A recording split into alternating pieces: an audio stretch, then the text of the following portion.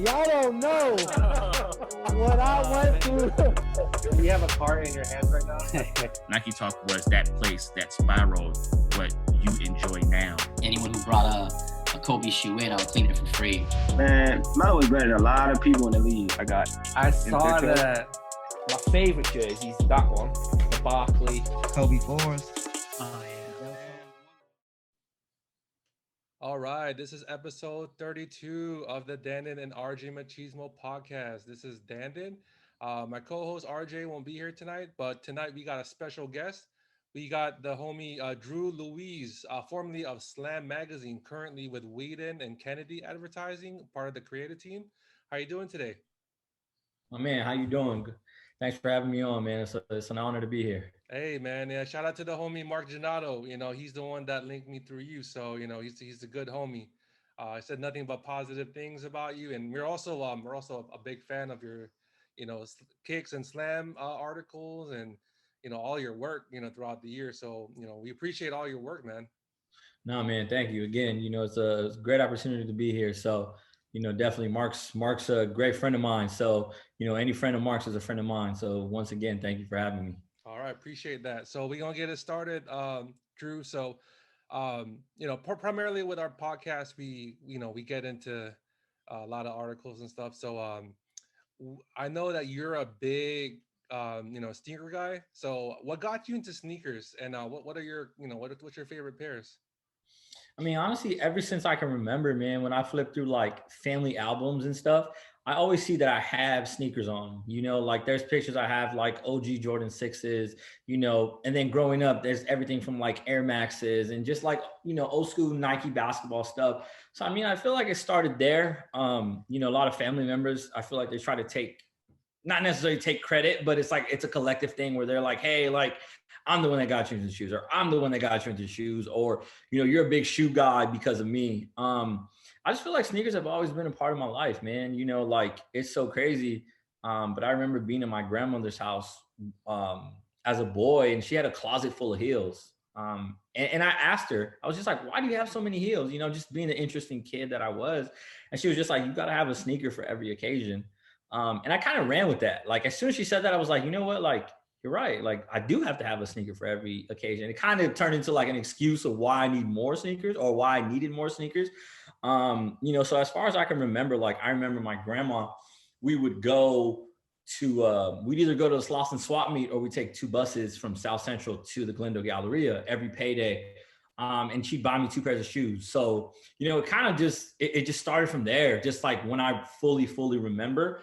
And then just like being older, I remember, you know, middle school was probably when I was just like heavily into sneakers. And like, I was just trying to buy anything I could with the money that I had. That's awesome, man. Yeah, I mean, I guess it's always nice that it stems off from family, especially you're talking about your grandmother and then, you know, your family members. So, you know, I've checked out like your work. You know, I know you're primarily, you know, you're a big fan of like Nike basketball and, you know, Air Jordan. So like, do you have like any particular pairs that you currently wear or, you know, what you currently like? I mean, I think, you know, when you look at, I guess, you know, someone like me compared to like, let's say Mark, for example, you know, Mark has a whole sneaker room in his house, right? Like Mark's an OG, right? So Mark, you know, he has years on me, whereas like, I feel I don't have I don't have a whole sneaker room just because I feel like I can't have stuff that's just DS. Like I have to wear my stuff. To wear them. Yeah. As I've gotten older, man, I just like try to downsize. You know, I've tried to just like, I don't need every release no more. I don't need doubles of every release. Like I don't need multiple colors. So it's like, I kind of going through like this little minimalist phase in my life as I'm 30 right now. But it's like, honestly, I try to just have sneakers that I can wear for everything. So I think one of the sneakers that I'm in right now are, you know, the Off-White Prestos, the black pair. That's a sneaker that I can dress up. You know, I can wear out if I'm going out to dinner or something. That's a sneaker that I can wear to the market. So that's a sneaker that I'm probably in, I would say probably like 80% of the week, just because it's comfortable. And, you know, I go through phases where I'll wear stuff for a while and then I'll kind of like put it away. So I'm in those. I'm in the Stussy Air Force Ones. Nice. I'm in the Stussy Hirachis that just released earlier this year. And I think, I'm trying to think, what else have I been wearing? I think I've been wearing like, some dunks here and there, but I keep it between those four. And then like, again, the Stussy Spiridons. I'm a comfort guy, man, just like being on my feet and stuff. So I would say probably that's what I've been wearing right now. That's nice. And I know you're a big hooper too. So any sneakers that, if you do hoop, what sneakers do you hoop in? I mean, I've been playing the Kobe 5s right now. So I got about 4 pairs at the house. I've been playing in the Undefeated pack. So I just broke out the white pair. I believe it was last Saturday. I was wearing the multicolored one. But I was like, I'm gonna give the white ones a run. But yeah, I mean, just being an LA guy, like I'm a big Kobe guy, so Kobe 4s and 5s are probably like 2 of my favorite basketball shoes, and some of Kevin Durant stuff. But what I've been wearing in lately has been Kobe 5s. Kobe 5. So how's the Pro Trolls like performance as far as like the technology? Is it much more responsive compared to like the original pairs? Yeah. So I mean, what pairs did I have back in, what was it, like 10? So when I was playing, I had the USA Kobe 5. That one was great. It was low to the ground, very sleek. Obviously, like at the time, the performance of it was crazy, just because it was like, wow, you have the Kobe 4, that's the low top sneaker. Then you have the Kobe 5 that goes even lower and lighter. So it's just like, it's different, but it was great. And what I remember, that pair compared to, the pairs now, it's like these new pairs are like extremely durable. I think that one, I feel like I kind of ran it into the ground, and I only had a couple wears in it, and it was just like they were separating, whether it was like on the toe box or they were separating, the sole was separating. I think the ones that I have now, like you can feel it. As soon as I put my foot in it, I was kind of just like, oh, like, this is really, really good. So again, I don't play as much as I did before. And maybe that's why, my shoes really didn't last. Mm-hmm. But if you had a pair of the original Kobe 5s and you have a Pro Trail pair, like you can definitely tell the difference. That's good. Yeah. I mean, that's what I've heard, like the technology as far as like being responsive with the 4-foot zoom, and, it's the material too nowadays. Like I guess they try to revamp like the breathable mesh and, polyurethane midsole. So, I'm for like a true like hooper, like you and other people, they can definitely tell a difference for that. So that's what I've been hearing, and nothing but good, like, responsive reviews. Yeah. All right. So so a little bit back to your background, Drew. So you were a sociology major at Long Beach State University. How and what got you into writing for Slam magazine, and what were the early challenges that you faced? Well, I mean, I started off as a sociology major at East Los Angeles College before I transferred to Long Beach. And I think for me, it was kind of just like, I wanted to work with at-risk youth. I come from a working class area in LA. I've seen a lot of kids, a lot of classmates just kind of, go the wrong way, don't really have direction.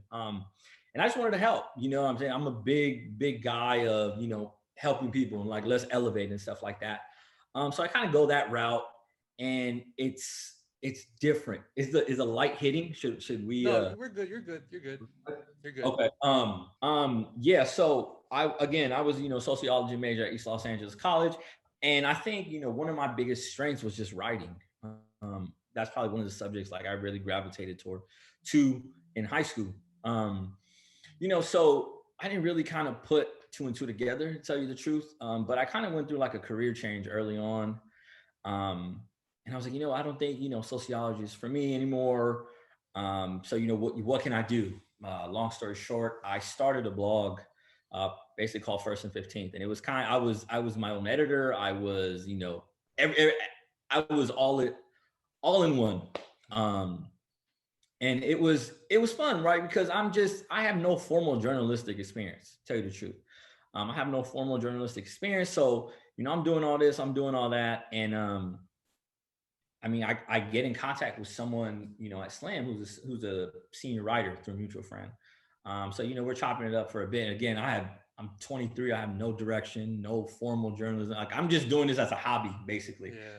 And he's kind of just like, hey man, you know, it's like, you're talented, you know, like you can write, like you can get a story out. Would you ever be interested in you know, writing for us at Slam? And I was like, man, of course. Like, you know, who hasn't grown up on Slam? You know what I'm saying? So, you know, with that being said, it was kind of just like he gave me, you know, the cosign, and you know, I got there and stuff, and I was kind of getting, I mean, honestly, I was kind of getting the work that he didn't want.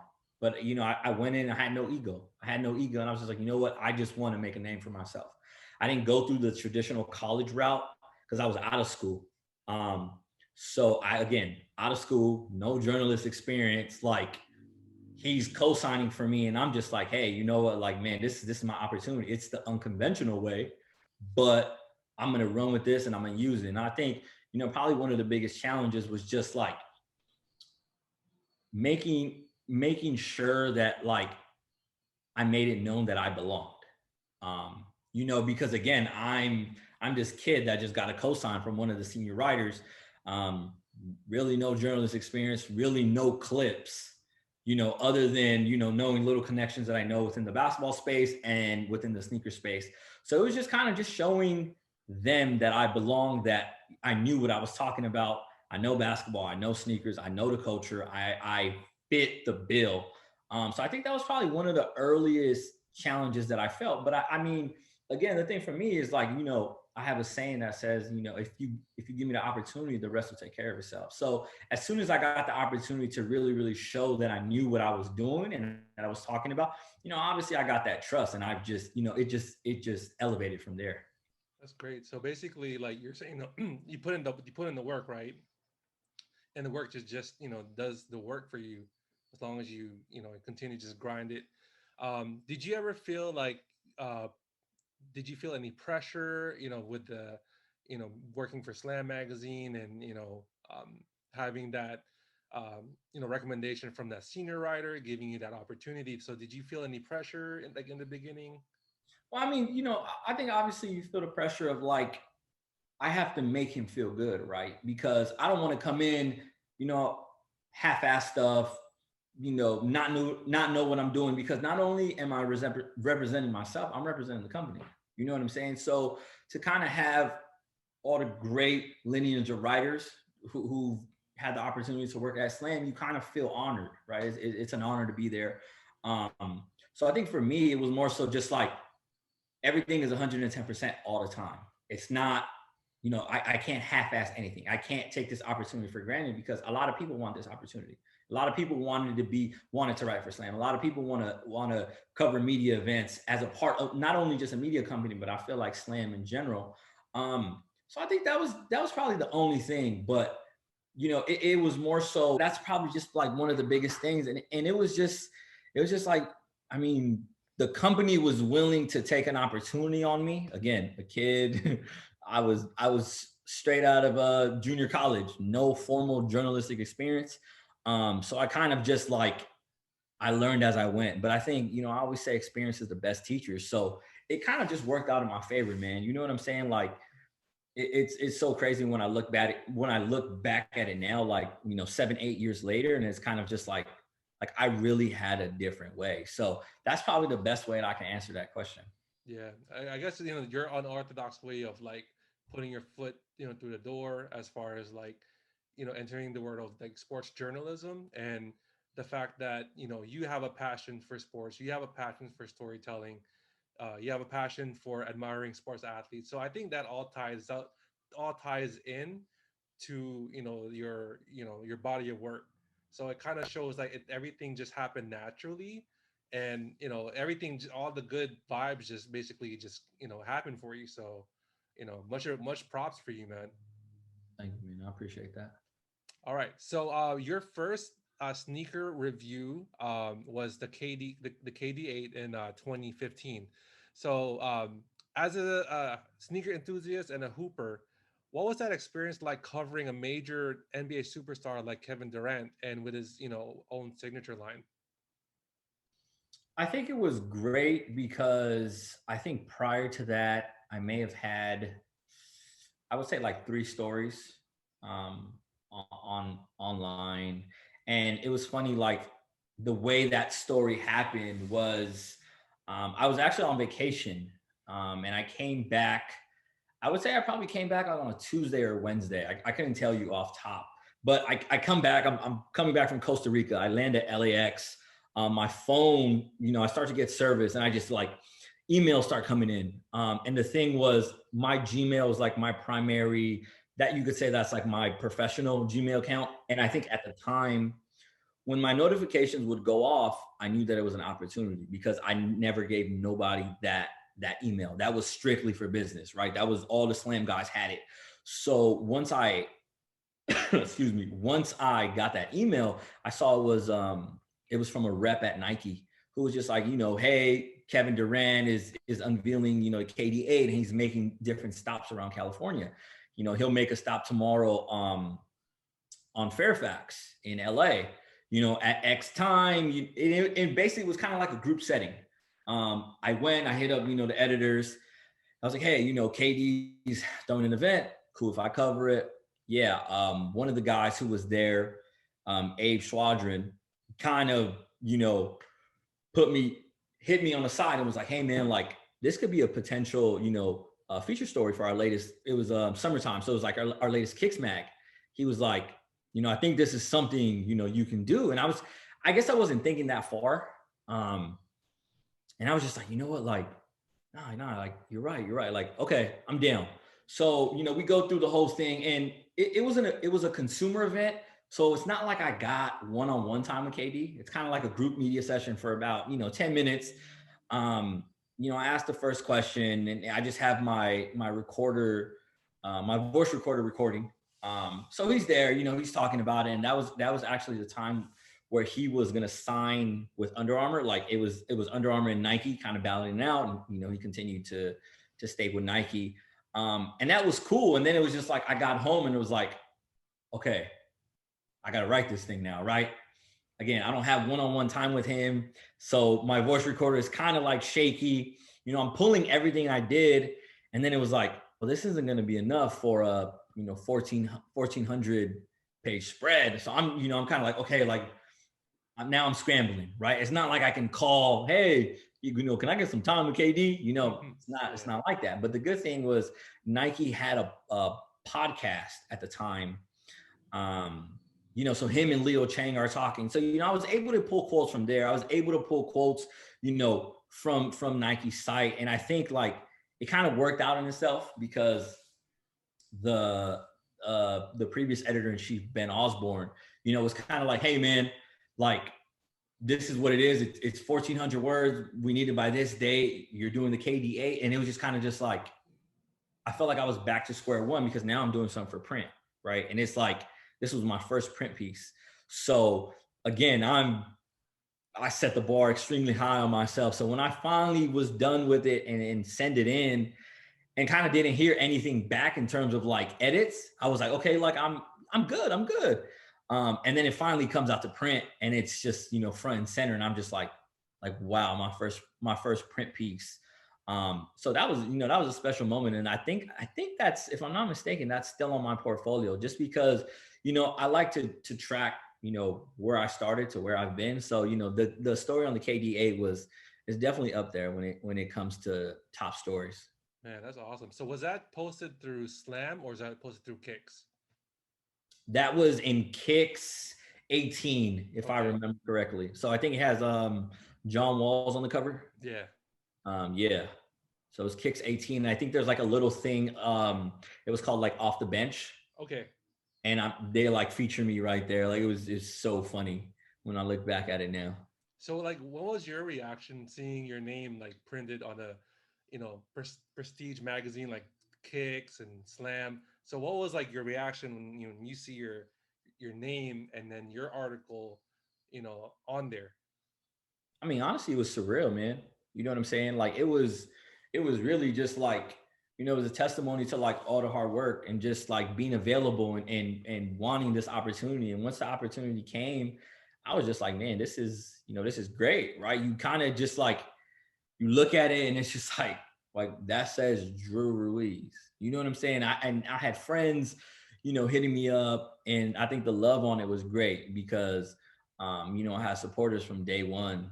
and it was just like, man, like, this is dope. Like, you keep making the city proud, stuff like that.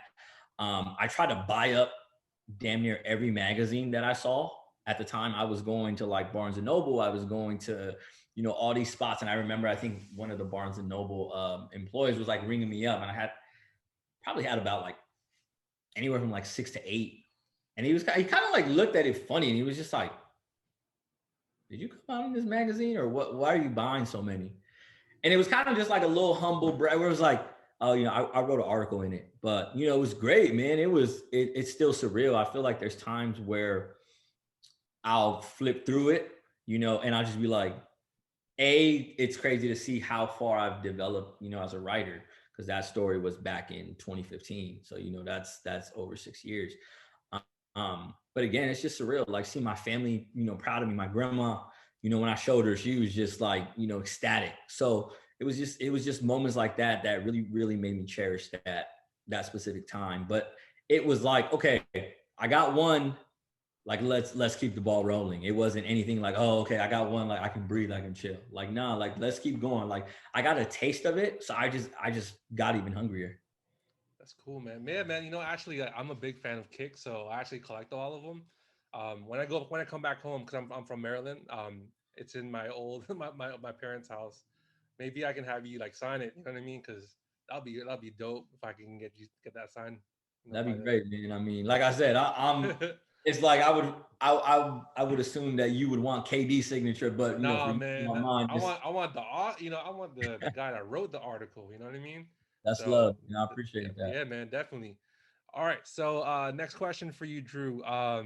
You've covered a lot of sneaker events, such as, you did the 2016 Space Jam 11s, you did the Aleli May Jordan Brand release party, and you also did the retrospect at the Gnome Gallery in LA. So which one was your favorite events that you attended? I feel like the Space Jam one was probably cool, just because the way Jordan Brand went out and did it. And I feel like if you know Jordan Brand, it's basically second to none, man. Like, they're gonna go ham. And that's what they did. And the moment started on a Sunday where they had invited us out to the Warner Brothers studio. There was like a little Space Jam art installation. Then we go watch the film. So we go watch the film. There's kind of like a little Q&A after. And then we get out, and there's like the specific media box. And there's just like a big Space Jam box. There's what was it? The 31 and the Space Jam. Yeah. And there's gear, there's, the secret stuff. Like, when you open it, there's a video that plays. So we were kind of just like, oh, like, this is crazy. This is great. And one of the Jordan reps was like, oh, this will be arriving to your guys' house on Tuesday. And I was just like, what? Like, I'm like, man, are you serious? Like, this is great. So sure enough, I think probably that was one of the events that was my favorite.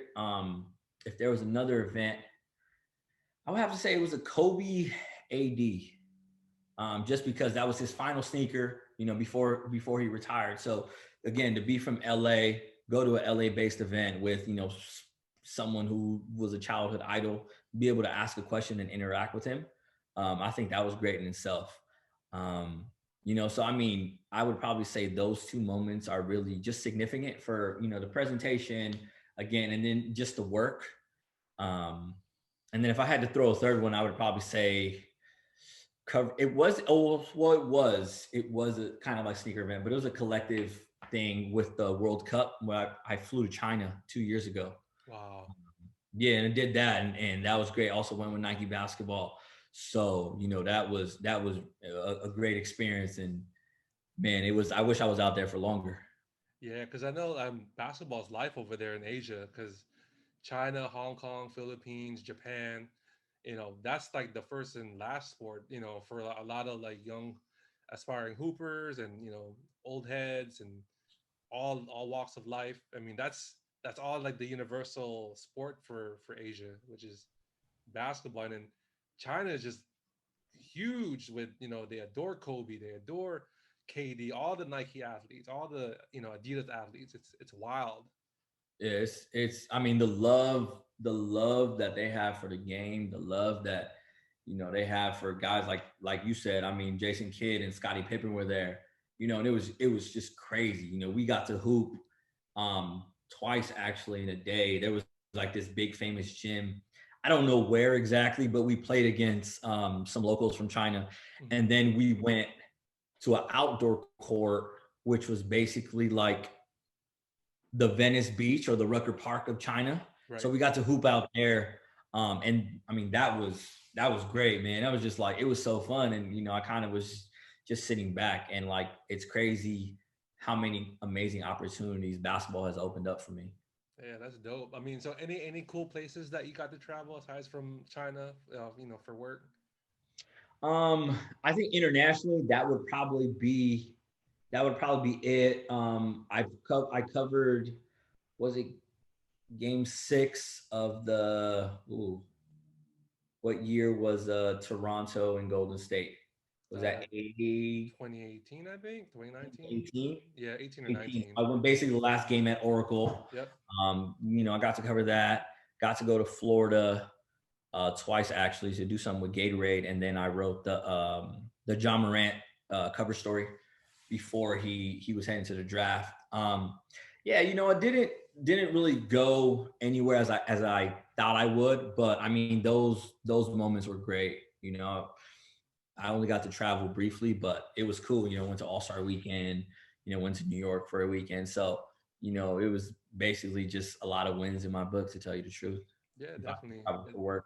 Yeah, especially when the world starts opening back up, that's just the tip of the iceberg for you as far as like what places where, your job will take you as far as like, what you need to do. That's great. So next question for you, Drew. Who and what were your inspirations in order for you to succeed to get where you are today? I mean, I think, I look at stuff, and it's kind of just, first and foremost, obviously would be, my parents, obviously, being able to, make them proud is great. Being able to hear them say, hey, I'm proud of you. Hey, I, seeing both of them, pick up magazines and stuff like that. I think it was great. My sisters as well, I'm the oldest of 4, I got 3 younger sisters. So being able to see them and really, really just trying to, pave the way is great. Again, I'm the big brother. So I'm, maybe they might see me as, being this, mean father-like figure, but I always want them to succeed. Then, it's just immediate friends and just mentors. My girl also, you've been there from the beginning. If there's somebody who's been there and really, really seen that, whatever evolution of Drew Ruiz, the writer, what have you, it's been her. So again, it's just like, I kind of keep it, internally. I think I've never been the guy who needs, any motivation from anybody who isn't family. I just want to continue to be a great figure, whether it's in the community, in the world. So, people can be like, hey, if Drew Ruiz can do it, I can do it too. I always tell people, like, don't put me on a pedestal, because you can do it too. You can do, whatever you want. Like, chasing your dreams it's tough, because you gotta sacrifice, right? There's a lot of things you gotta sacrifice: time, money, things of that nature. But the reward of it is great. And I just tell people, like, I bet on myself. Like, there's nothing you can tell me, like, I control my own destiny. So I told myself, everything I'm doing now, in some capacity, I was just like, I'm gonna do it. But in the beginning, it was kind of weird, because I wasn't there yet. So, to some people, it was kind of just like, maybe you're aiming a little too high. Like, maybe, maybe you got to pipe down. But it was just kind of like, man, I'm gonna get there, like off top. Like, I'm getting from point A to point B. It might take me longer than, somebody else, but I'm gonna get there, and I'm gonna show you, like, hey, like, I'm Drew Ruiz from Bell Gardens, California. You know what I'm saying? Like, it's just what it is. And I think once you have that confidence in yourself, I mean, sky's the limit. That's dope, man. Yeah, and it's just gonna just keep going. It's just gonna elevate yourself. You know what I mean? As far as like, you put in the work, and like you were saying, you bet on yourself. That's the one person that, if there's one person that you want to bet on, just like what Vanessa Bryant said on that speech for Kobe in the Hall of Fame, it's that person that you want to just bet on yourself, right? So that Mamba mentality, you just gotta keep grinding, right, until you get where you want to be and never being satisfied. Yeah, So for sure. that's great. So next question for you, Drew. So you are the you're the Drew League social media content editor, and which was to showcase the league, the summer league. So how important was for you to show the world what that league is all about? I think it's extremely important because I think, if you're from LA, you know the Drew League, you know the history of the Drew League, you know the players that have come through the Drew League and how special it is, not only to basketball, but to the city of Los Angeles. So I think, when I got on, one of my biggest things was, yeah, everybody in LA knows about the Drew League, but now let's make it global, So I think that was around the beginning that companies were starting to use Snapchat. Companies were starting to give like that day-to-day life. And it was a perfect opportunity for me because I kind of was given the keys to just like, hey, like, do what you do. So I went ahead and I just wanted to show people like what the Drew League was all about. So I always say like, let's make it global. Like I wanted to do a job where somebody would be like, I want to take a vacation to LA and I want to hit the Drew League because of what I'm seeing on their social channels. And I work with a great team. I work with a great team of creative individuals from the city. So, I mean, to tell you the truth, like we have the same mission and stuff. So, the Drew League is what it is because of these great individuals that I work with. That's dope. So I know with the pandemic, I'm assuming the Drew League wasn't available, right, last summer? Physically it wasn't, but we still had, we basically did like a content series. Okay. And I don't know if you followed all along last year, but we did, there was just like key moments that we highlighted. Okay. So whether it was just like when KD came through, when LeBron came through, and then we had like a Mamba Week tribute. So we just try to, stay on digitally, but in terms of games, there was nothing, man. And I think it was tough because I'm entering my 6th year. So, there's been 4 straight years that I didn't have a summer, right? I was at the Drew League every summer. So to kind of not have a summer, it was like, okay, what do I do now? When the world is on lockdown, it's like I had so much free time on my hands, but it was great that we were able to still, work in some capacity. So, again, that's great. And I'm excited for year 6. That's awesome. So hopefully, do you think it's going to open up as far as like, having a Drew League and having like fans in attendance for the summer? Yeah, I don't know, the full logistics of it, but I know that we're starting back up towards the end of June. So, that's a plus. I know so many people are itching to get out and, not only play, but I mean, to watch. Again, I don't know how it's going to be due to regulations, if there's going to be limited capacity. But I think that's something that, we'll talk about within the next coming weeks and just, plan accordingly. That's awesome, man. Yeah. Hopefully, yeah, I would like to attend a game or two, hopefully like since it's going to be your last one, hopefully we get to see each other over there and, just to say what's up. Definitely. For sure. All right. So next question for you, Drew. In your profession of covering the NBA, with Slam, and how important is it for you to create your own opportunities? I mean, I think it's very important. It's very important because you have, I think for me, I can only speak solely for myself. I was just trying to make a name for myself.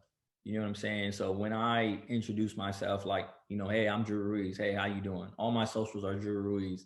So in some capacity, like I want my name to, not necessarily, I want it to hold weight, but I want it to be like, oh, like Drew Ruiz, he does NBA related stuff. Drew Ruiz does this, so it's important to really establish yourself.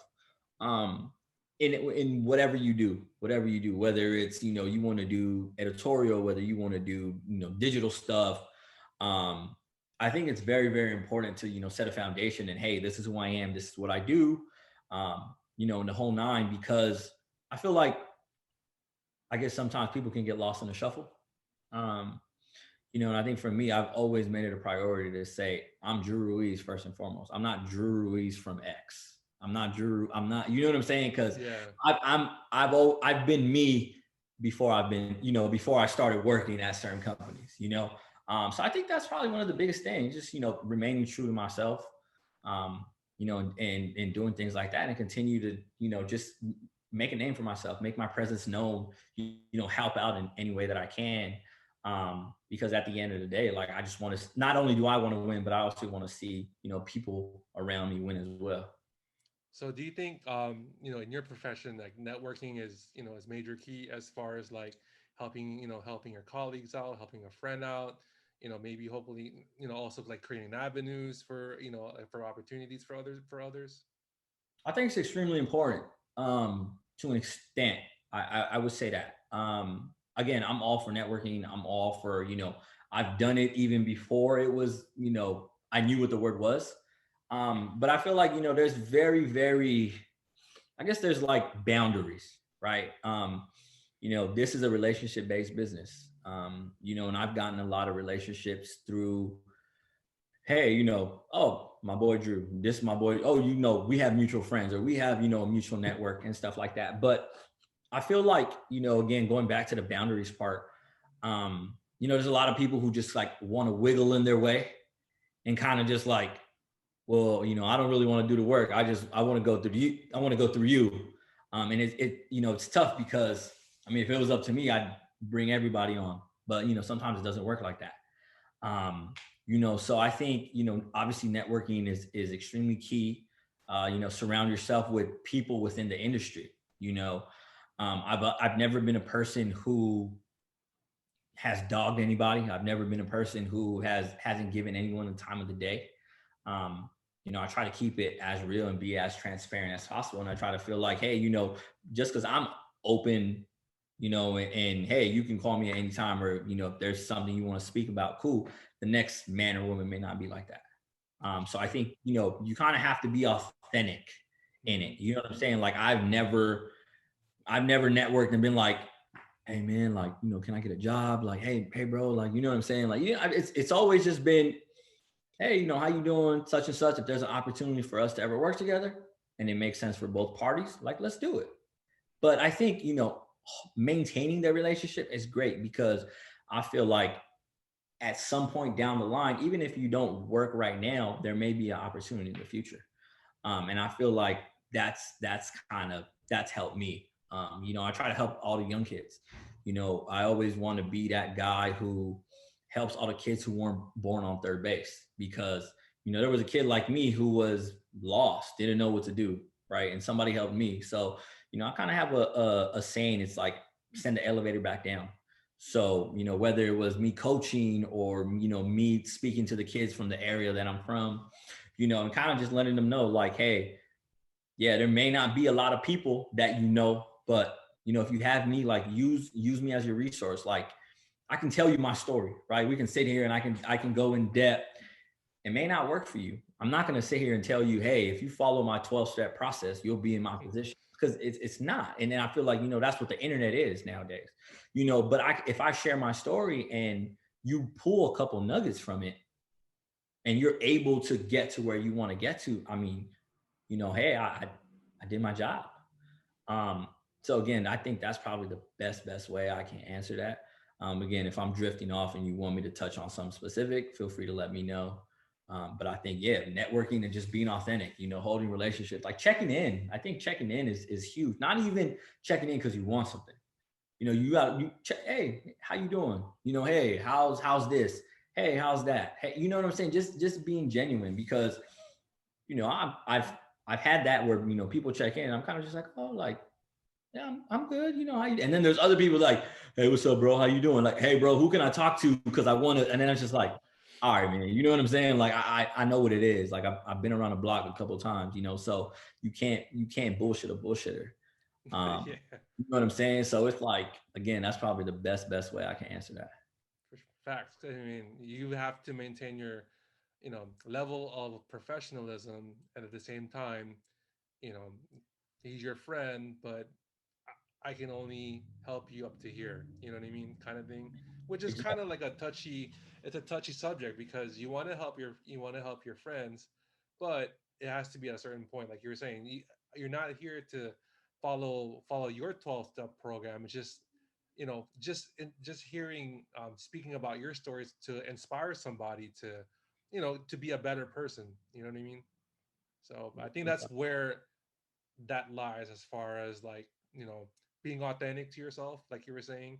That's very important, as in and also maintaining that level like of professionalism, like you were saying. Like I have a job to do, and then if you need anything, checking in with your colleagues. I think that's great, especially like right now with like mental health awareness right now. That's really big right now. A lot of people don't know how they're feeling, or if they're feeling like sad or depressed. I think it's nice for like a friend, you checking in a friend or a colleague or a family member. I think that's those little things make a big difference, regardless if it's for work or personal. I think it's great that you maintain that level. No, definitely. Sure. All right, so we have a fun one for you, Drew. So how did you get your nickname Air Modelo and LeJuan James? I mean, I think Air Modelo, what was it? I was at the Nike jersey unveiling, when Nike just got the contract for the NBA. So Nike threw out a big event in LA. It was like a 3-day weekend type thing. And we hooped. Well, we did like a LeBron 15 wear test. And I think one of the photographers like got a photo of me in midair. I was shooting a jump shot. And I got it and I was like, oh, like this is a great action picture. And I kind of just like, I was thinking of a caption. And I mean, I think if you follow my Instagram, like I don't put long captions. Like, I kind of keep it short and concise, short and sweet.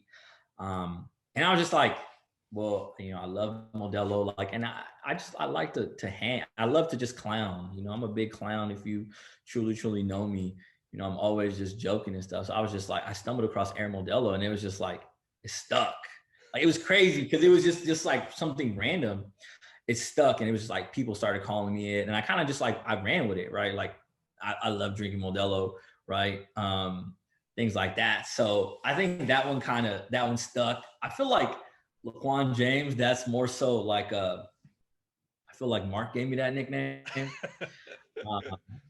Because I'm trying to think, like, I don't remember where I got it or what I may have said or what I may have done, but I'm all about like just anything that rhymes, and it kind of like sounds. I guess what I'm trying to say is like LeJuan James. I'm Mexican, right? Like there's a lot of Mexicans named Juan. I mess around and I call myself like Drew Doncic sometimes, like Kyle Kuzma. You know what I'm saying? Just like little stuff like that. Again, I like to just play around. So yeah, I think Air Modelo was self-given, and so many people I know that they call me that.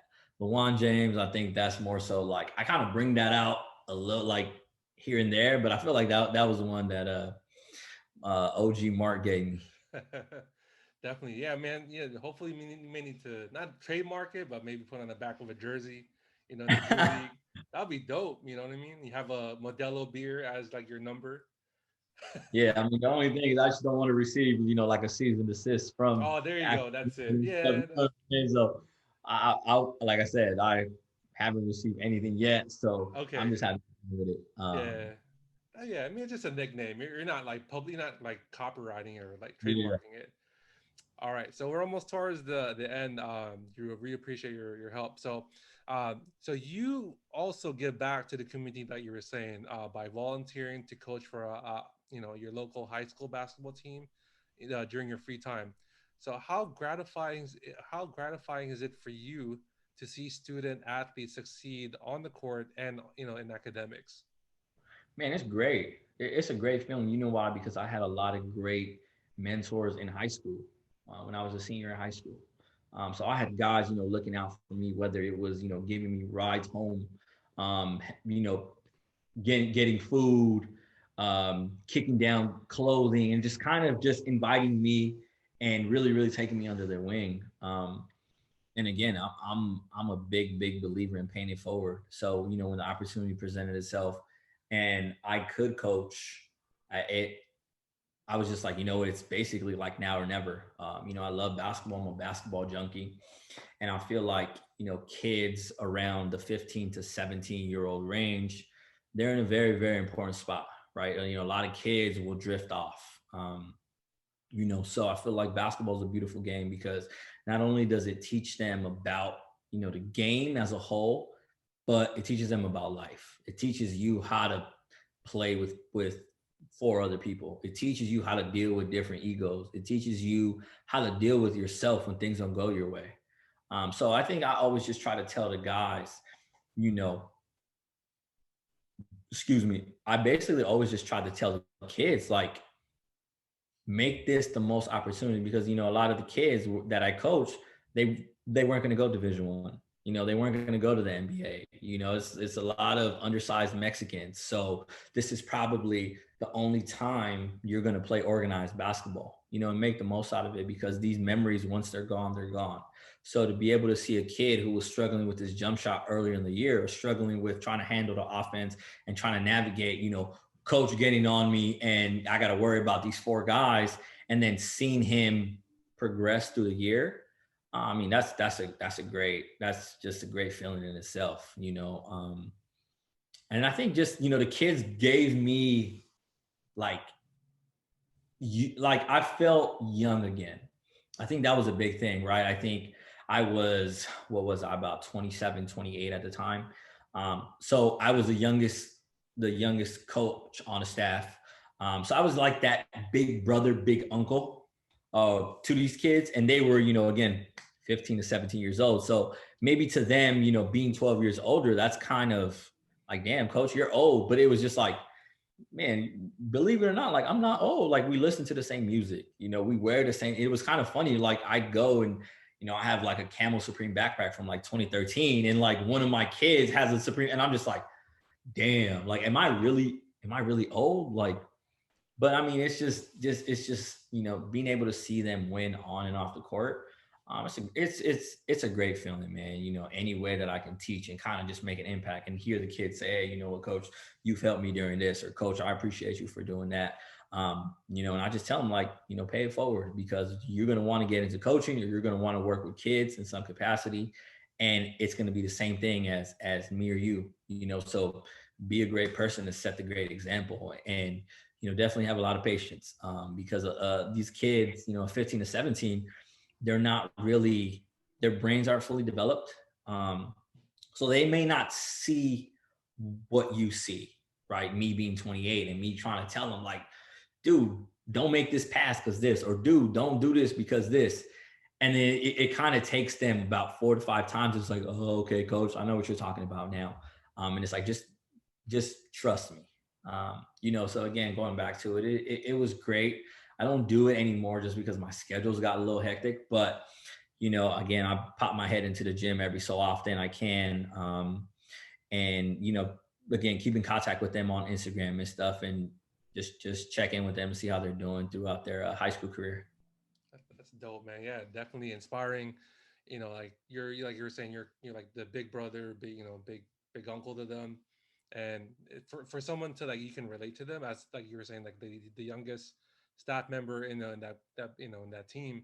It's nice that you have that connection with them because sometimes, it's hard to find something in common, whether if it's sports or video games or sneakers, there's always something that someone can have in common too. But I think it's, even though the gap of age is too far, at least you're able to relate. Like you were saying, like the Supreme backpack, that's like an instant conversation starter. Like, hey, like, did you used to collect, Supreme, or like, what kind of pieces did you have? I mean, those things that just stem off, and then it'll just go one thing to the other. I think another big thing about that was just, the kids knew who I was in terms of like, they follow me, or I'd have a kid that he knew what I did. So it kind of would just like trickle down. So the kids would always be interested in like, hey, coach, who's the coolest player you ever interviewed? Or, hey, coach, like, I read your story, or hey coach, like when are you going to interview such and such? So I think one of the biggest things for me too was just being available to them, right? Because I could sit here and, interview Devin Booker, but I'm back at practice at 3:00, right? So it's showing them like, hey man, like what I'm doing, you can do it too. And I think just being available to the kids, right? Because, I come from a blue collar city. So again, that's all they know is blue collar work. So them being able to see me and be like, well, damn, he does that and he gets paid and, he's able to live a comfortable life. Like, hey, I'm interested in doing that. So, I mean, a lot of kids I've talked to just try to be like, tell them, hey, if this is something you want to do, like understand it's a grind, but know that you can get paid to follow your dreams. There you go. Like you were saying, you're just a kid from Bell Gardens, right? Exactly. There you go. All right, Drew. So this wraps up. So my last question to you is you can ask me any question that you want. Any question that I want. Man. I guess.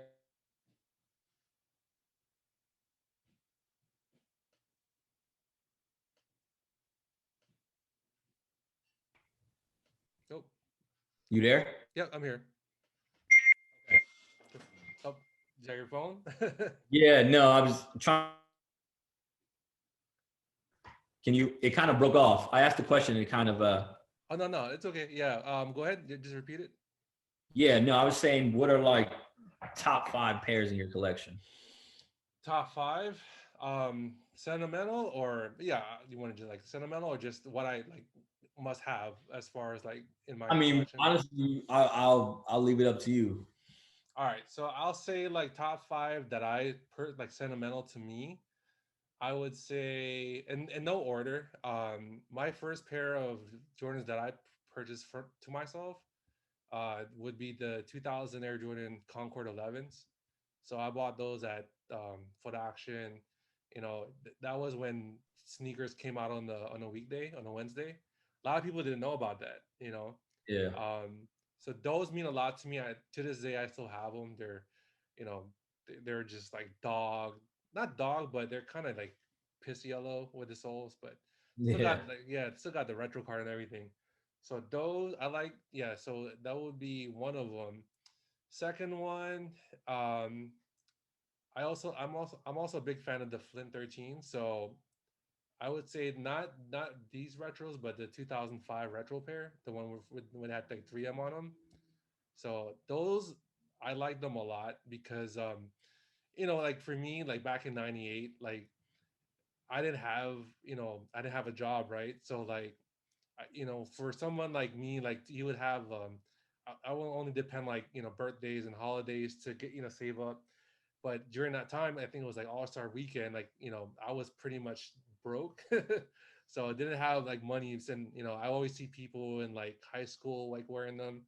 So I always told myself, you know what, one day like when I have a job, I'm gonna get them. And then when they retro, in 2005, it's kind of like you felt like nostalgic, like I got something that I always wanted by just like trying to just grinding, man, like working, working towards it.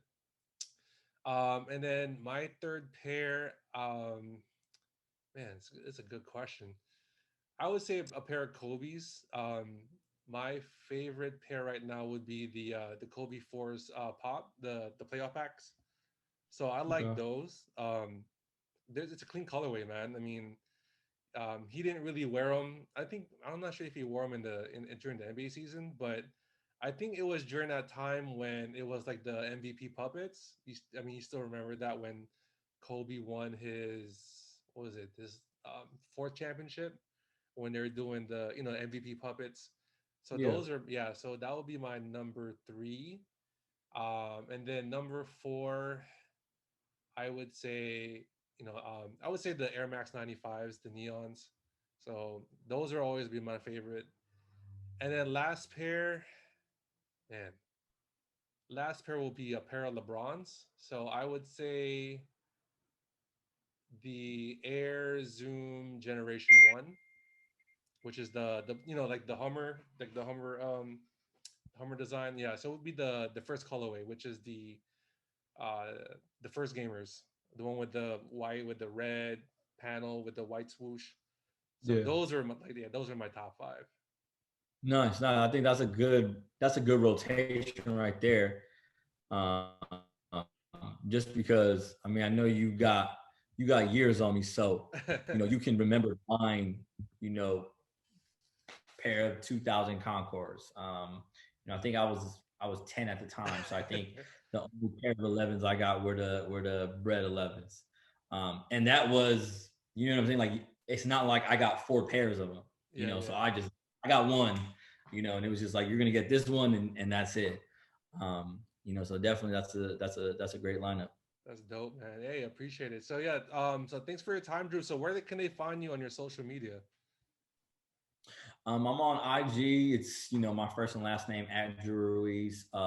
Twitter, I'm at Drew Ruiz 90. Trying to do everything in my power to get Twitter to give me Drew Ruiz, but I haven't really been successful. So those are 2 of the primary apps that I'm on. So yeah. That's dope. All right, so one more question, a quick question for you. So we got NBA playoffs coming.